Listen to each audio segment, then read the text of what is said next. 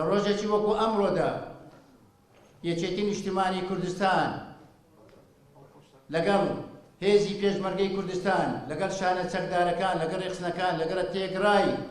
جەماوەری شاری هەولێر ژێن کچ خوێندکارەکان مامۆستایانی زانکۆ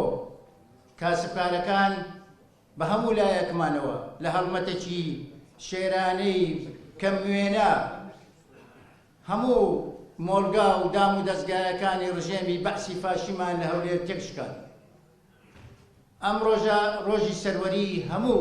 کوردێکە لە شاری هەولێر و دەتوانم بڵێم سەرفرازیە بۆ هەموو خەڵکی کوردستان. ئەمڕۆ پایتەختی هەرێمی کوردستان لەسەر دەستی یەکێتی نیشتیمانی کوردستان، لەسەر دەستی هێزی پێشمەرگەی کوردستانی یەکێتی نیشتیمانی کوردستان، لەسەر ڕێخستنەرێنیەکان شانە چەکدارەکان توانیمان سەربەرزی و ئازادی و سەربەخۆیی بۆ شاری هەولێر بگەڕێنەوە. 31 ساڵ بەر لە ئێستا هێزی پێشمەرگەی کوردستان